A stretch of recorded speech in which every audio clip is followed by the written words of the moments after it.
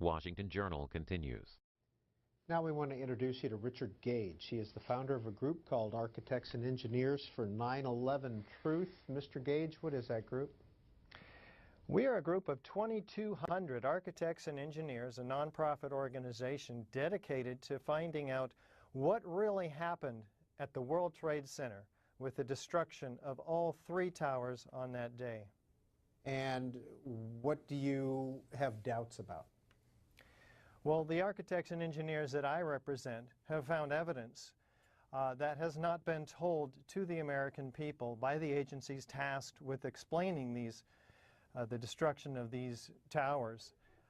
Evidence of controlled demolition, particularly with the 3rd high-rise that collapsed on that day in the afternoon of 9/11, World Trade Center 7. We're looking forward to sharing with your viewers that evidence today. Well, let's look at a little bit of video that your group has put out, and you can explain it after we see it. Now, here we're going to show you a videotape of the collapse itself. Describe that. Now we go to videotape, the collapse of this building.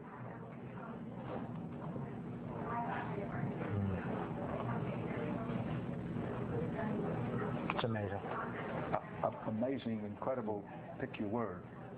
For the 3rd time today, it's reminiscent of those pictures we've all seen too much on television before, when a building was deliberately destroyed by well-placed dynamite to knock it down.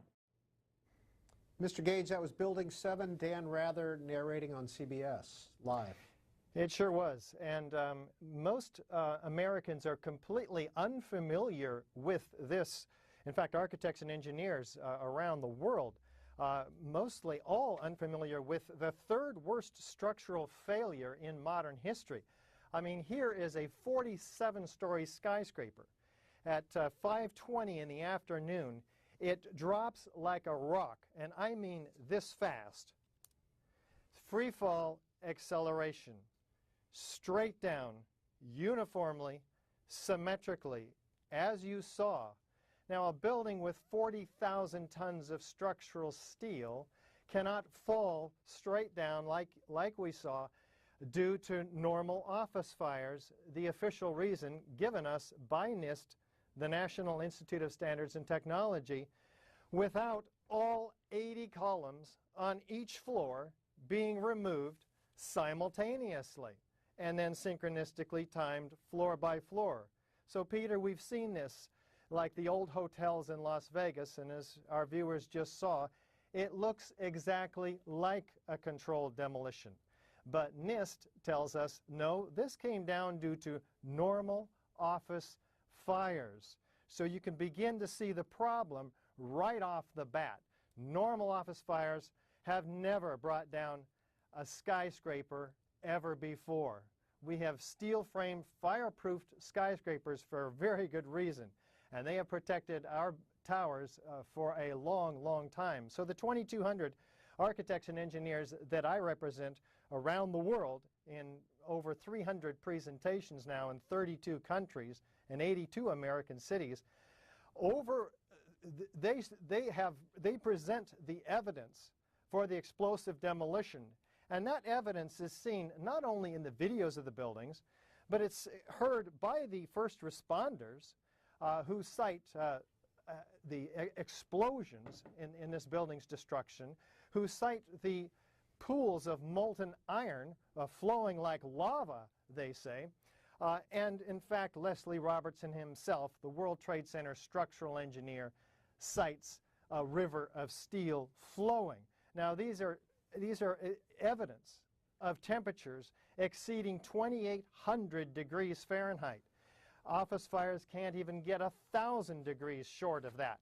So we have a serious problem, very serious, in the accountability under the official story of those extremely high temperatures and evidence of molten iron, documented by FEMA itself in the first report, Appendix C, in the FEMA report, May of 2002, which documents hot sulfur corrosion. In fact, the author of that report, Jonathan Barnett, says the ends of the beams were partially evaporated. That takes 4,000 degree temperatures. The only thing that we're aware of that can create that is thermite. Thermite is an incendiary used by the military to cut through steel like a hot knife through butter. And there are patented cutter charges that do just that with thermite. So this is why we have to have a real investigation that looks at the evidence that NIST has ejected from the report after they came in 2004 and threw away the FEMA report. Now, Richard Gage, NIST is National Institute of Standards and Technology, is it? I believe? That's correct. Yes. You're talking about their report. Now, you question the falling of Building 7, the way it fell. Are you questioning how the Twin Towers fell as well? There are very serious questions about the Twin Towers. Once we look at World Trade Center 7, which most people don't know anything about, and see how obvious the free-fall symmetrical destruction is, and how that matches exactly a controlled demolition, and how the official story cannot possibly be true, we're ready then, maybe, to take a look at the other subject that you bring up, the Twin Towers, with a little bit more of an open mind, because most of us feel like we know how the Twin Towers came down because we have been given the official story. Most architects and engineers don't even question the story that NIST has provided. When they do, however, see the evidence in the Twin Towers, like Building 7, they do end up agreeing with us by a show of hands, overwhelmingly, and many of them sign our petition. Again, 2,200 architects and engineers now demanding a real investigation. So that evidence is certainly available in the videos. For instance, of the North Tower, we're told that this upper block of 10 stories, 15 stories above the point of jet plane impacts in the North Tower, that upper block drove the rest of the building down to the ground. We have a few problems with this story, however. Chiefly, that's not what the videos show whatsoever. That upper portion is destroying itself before there's any downward motion to drive the rest of the building down to the ground. In the first 4 seconds, it's completely destroyed, liquefied, if you will. The structure is completely shattered. There's nothing left to drive the rest of the building down. And yet what we see after 4 seconds is exactly what the first responders are describing, hundreds of them, in the oral histories taken and documented by Thomas von Essen, the fire commissioner. They say, pop, pop, pop, all the way around like a belt, all these explosions. They're describing explosions, they're hearing explosions, they're explosions throughout the building, yet none of these hundreds of eyewitness testimony of explosions are included in the official report. But what we see is, like they describe, a belt. All these explosions laterally driving 4-ton perimeter wall sections, structural steel sections, laterally 60 miles an hour in every direction, landing 600 feet away. Isolated, freely flying structural steel sections. This takes an incredible lateral force, up to enough force to eject or fire a 200-pound cannonball 3 miles. We also see explosions below that. Mr. Gage, I apologize for interrupting. I just want to let our viewers know we're going to take a lot of phone calls, and we're going to begin that in just a second. We invited Mr. Gage on this program because from time to time regular viewers of the Journal know that we get phone calls asking about Building 7 regardless of what segment we're talking about. And so we thought we'd investigate this group and give them a chance to have their say. And I want to start with this tweet, Mr. Gage, and it kind of goes to the why. And this is Jim at Lake Gaston. Who gains from this building falling? Why would someone want to demolish it? I think criminal investigators who were trained at looking for suspects in such massive criminal controlled demolitions like these obviously were, have to be employed to look at the means, the motive, and the opportunity. Who benefited? Cui bono? These are the questions that enterprising journalists and criminal investigators should be asking, but in large measure are not for whatever reason, the architects and engineers for 9/11 truth are tasked with the what. And those questions you ask, why, have to also be answered by those who are trained to find suspects with motives and find a motive too. Let's take some calls, Mr. Gage. Max in Milford, Indiana. Please go ahead. Hello. Thank you, C-SPAN, for having Mr. Gage on to tell the inconvenient truth about 9/11, because our whole foreign policy and much of our domestic policies today are all based on 9/11.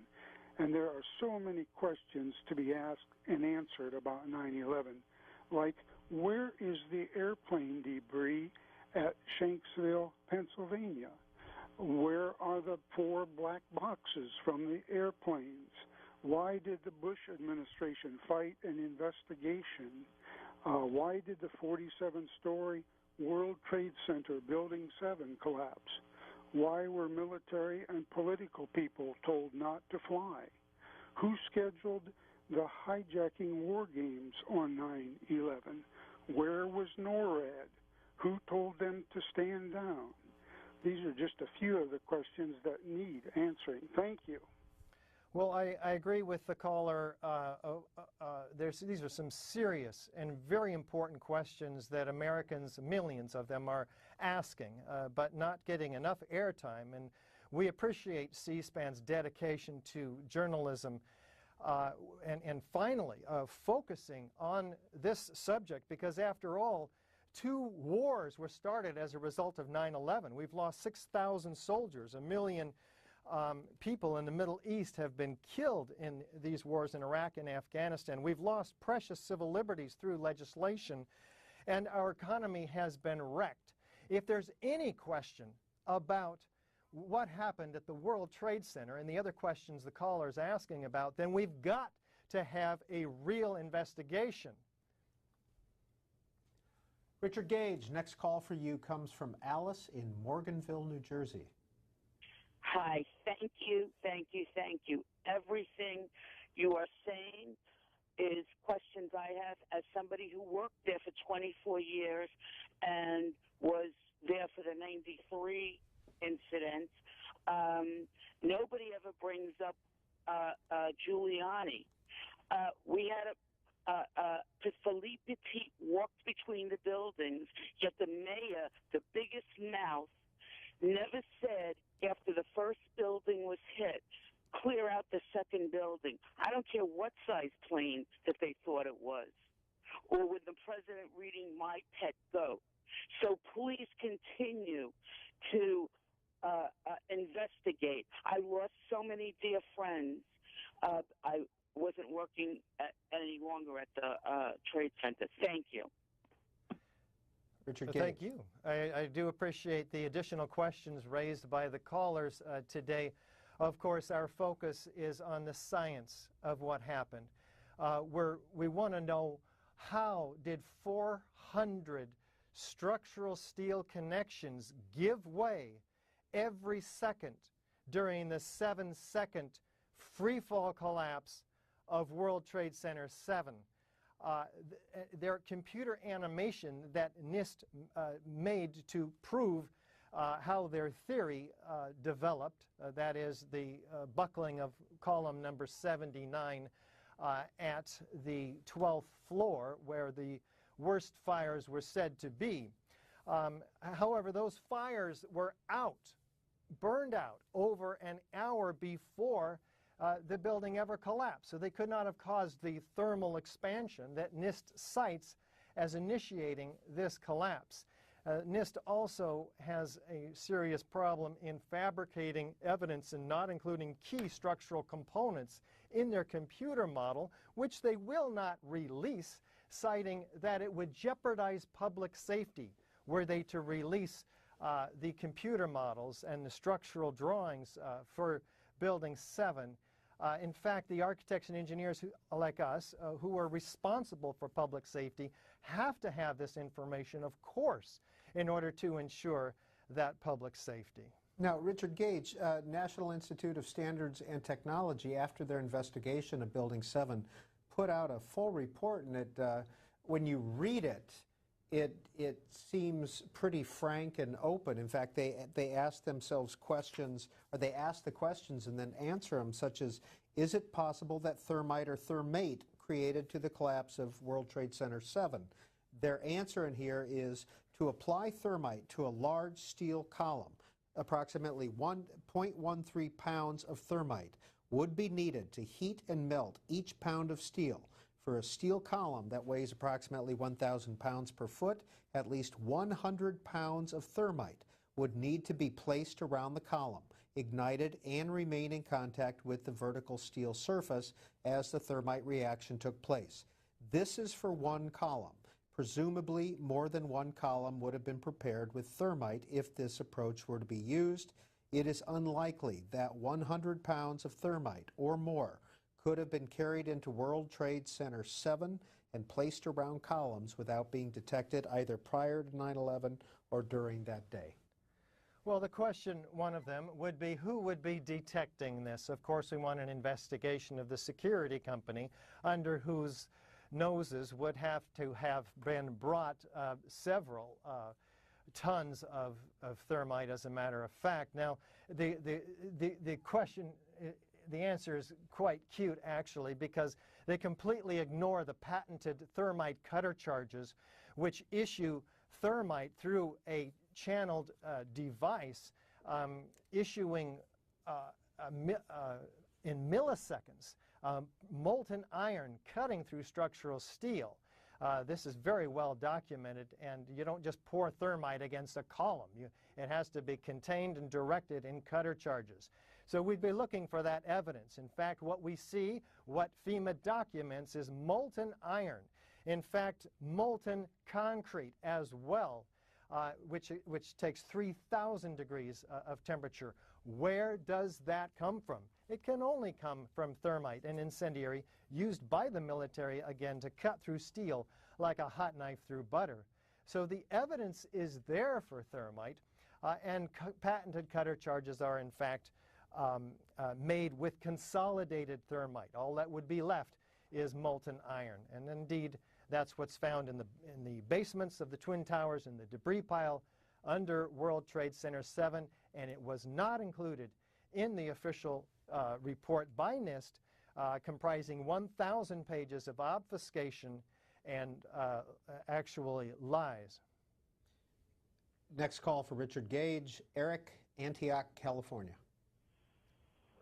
Hi, I'd just like to say that I really enjoy C-SPAN, and there's been a lot of callers a lot of times that I've heard calling about this issue, and I'd like to thank C-SPAN for allowing this to come up, and congratulations to all the people's calls finally bringing it forward. And that's all I have to say. We'll move on to Cologne, Germany. This is Sinan calling in from Cologne. Yeah, hello. Thank you for taking my call, Mr. Gage. As we all know, there were many eyewitnesses, I call them crime scene witnesses, on that morning of 9/11. And indeed, it was one of the biggest crime scenes in history. I know you're not just only in contact with architects and engineers, but also with lawyers.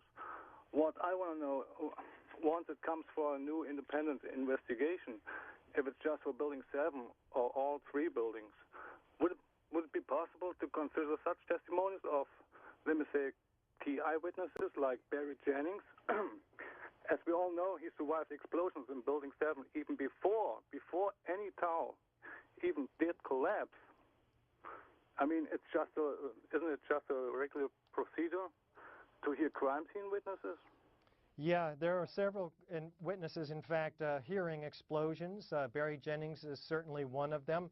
Unfortunately, he lost his life the day before the final report came out about Building 7, in which, of course, they deny explosions, which he was testifying to in several different films and on live camera.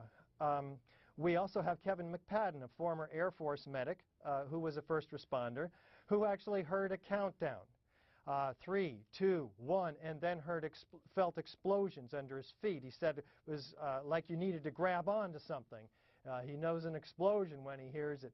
other firefighters or policemen hearing explosions. In fact, we have policemen moving people away from Building 7 saying the building's about to blow up, flame and debris coming down. Now, how do they know the building is about to blow up? Fires, which there were a few small scattered fires in this building, which again have never brought down a skyscraper, steel frame ever. They're saying it's going to come down. They're expecting it to come down. In this case, they're expecting it to blow up.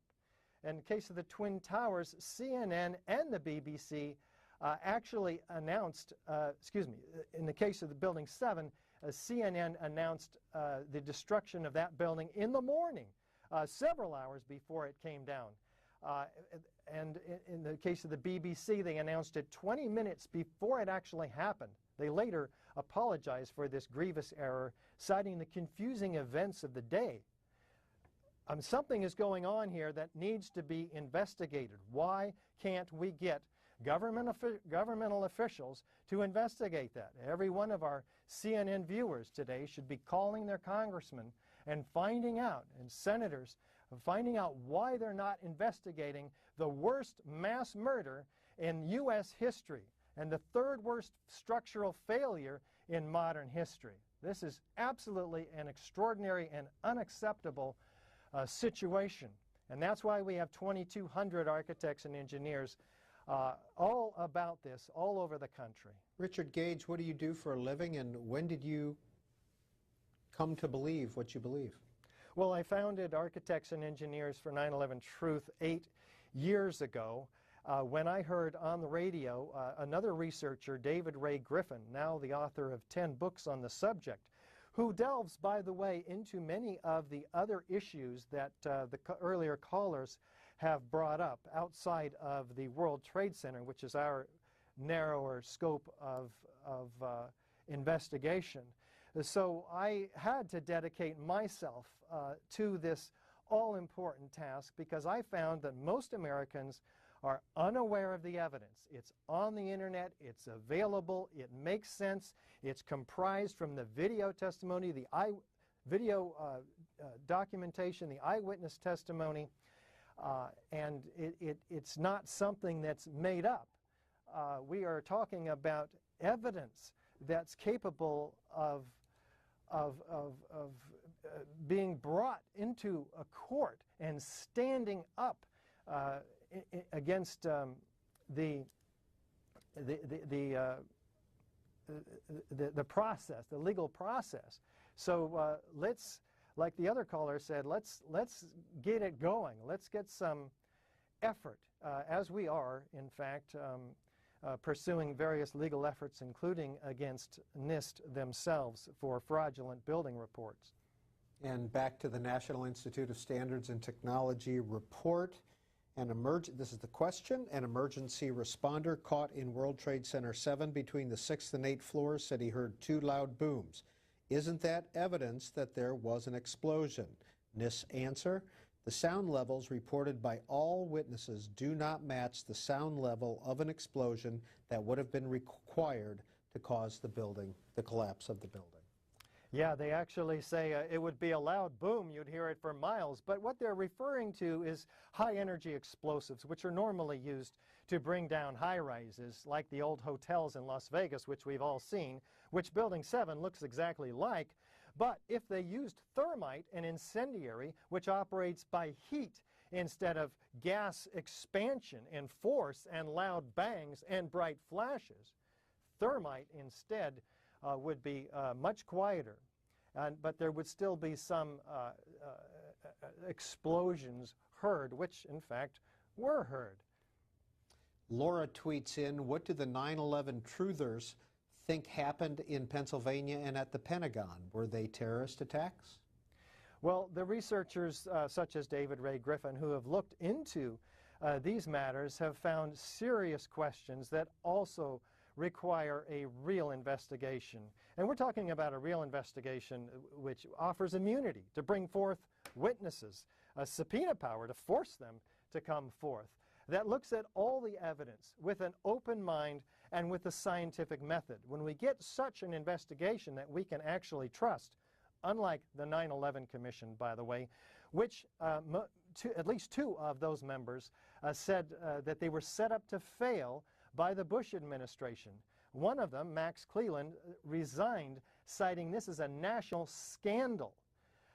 This is pretty extraordinary evidence. In fact, the attorney for the 9/11 Commission, John Farmer, cited that there was a decision at some point not to tell the American people the truth. The American people deserve the truth, Peter. Mike, Safety Harbor, Florida. Go ahead. Yes, good morning, C-SPAN. First of all, Mr. Gage, I just want to give you the utmost compliment. You're a true American hero, and my hats are off to you. The very first caller was right when he listed the lengthy list of anomalies. The science for the destruction of the Twin Towers through explosives such as nanothermite is there. It's overwhelming. I personally have spent hundreds of hours of my personal time going over various information through Shanksville, the Pentagon, as well as the Twin Towers. Mike Rupert did an excellent presentation that you can pull up on YouTube where he actually goes through who would actually have benefited from the Twin Towers being brought down. He discusses topics of insider trading that went on that day through the various airlines. He talks about defense contracting. There's a lot of things that he touches on that have a lot of credibility. The one thing we need to stay away from is partisanship, because until we can prove who actually is involved, we should try to avoid dropping large names because it's counterproductive. Although I do believe the way you do, there's a lot of questions that the Bush administration needs to answer. My last question for you is, I was curious, have you personally or your family or anyone with the organization, have you had any threats, harm to your life or anything of that nature? And I'll take your answer off the air. Thank you very much for C-SPAN. I'm delighted to say that I have not had any problems with threats, and I'm eternally grateful for that. I don't need that in my life. I'm just a normal, everyday architect and person who is very concerned about our country. As an American, I am deeply disturbed about the state of affairs when a deception on the scale of these three criminal-controlled demolitions can occur, and most Americans, certainly not all, fortunately, have been deceived. And most of our elected representatives are unwilling to tackle the very serious issues before them, such as the finding of nanothermite, which the caller mentioned, in the World Trade Center dust. Small red-gray chips, tons of them altogether, found by an independent team of scientists led by Niels Harrit in Copenhagen, with nanoparticles of iron oxide and aluminum powder embedded in them.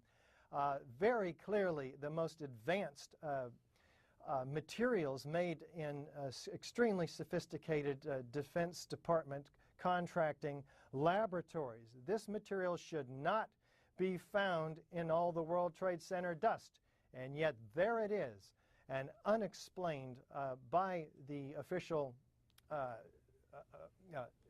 analysis of the dust samples by R.J. Lee and the USGS, which, by the way, also found evidence of molten iron in the dust, which cannot be accounted for by the official story. Of course, jet fuel office fires can't possibly account for temperatures exceeding 2,800 degrees. Office fires can't even get up to 1,800 degrees.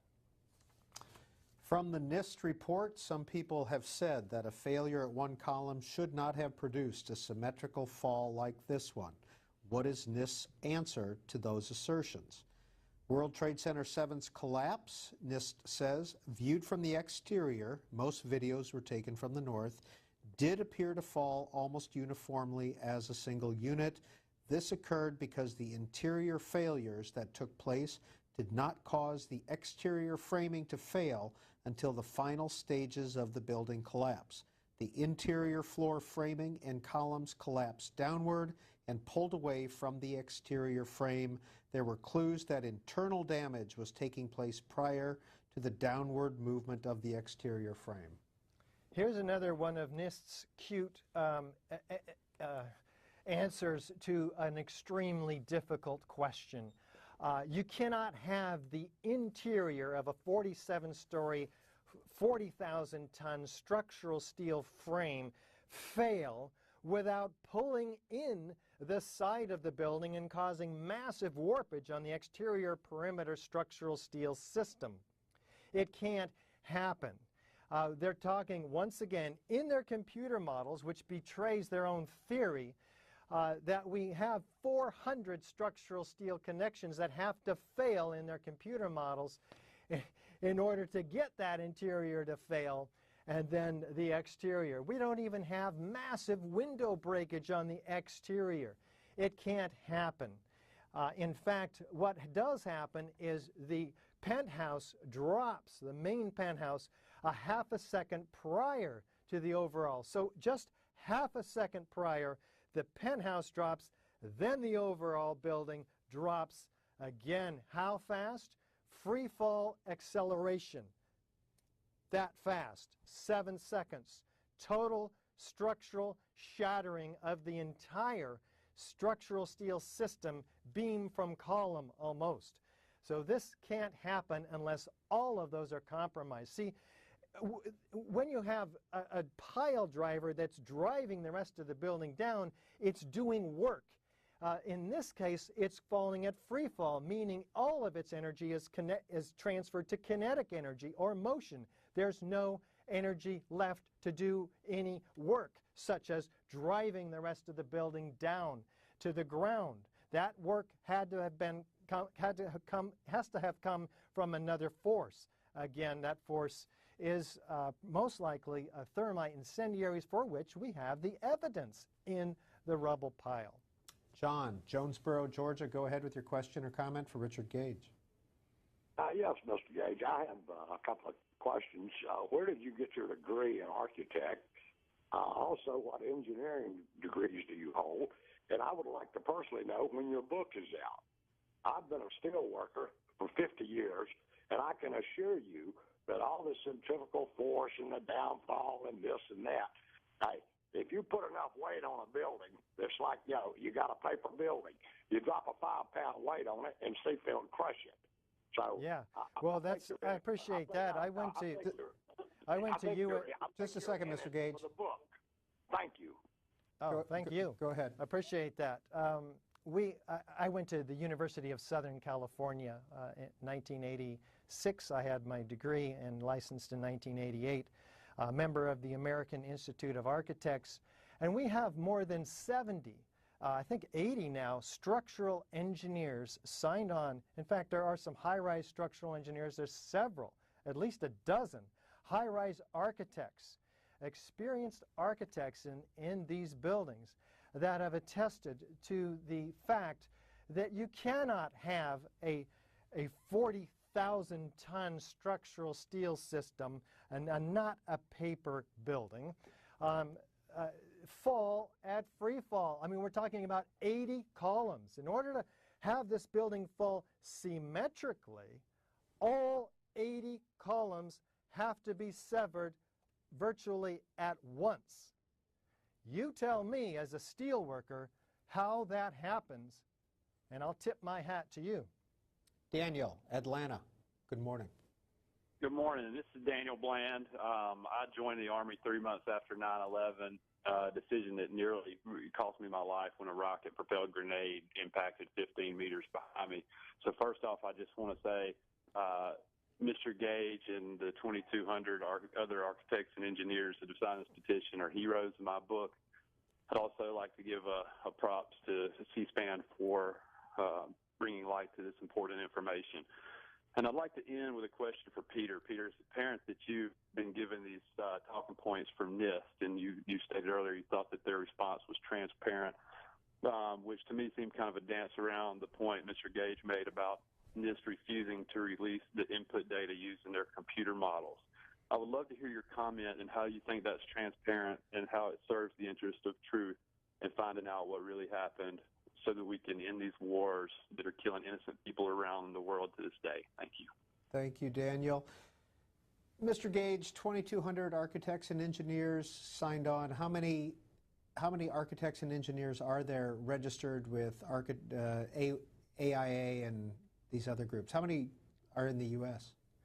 What we've found is that most of them, and I think there's about 80,000 in the American Institute of Architects, most every one of them, first of all, are unfamiliar with the evidence, particularly World Trade Center Building 7.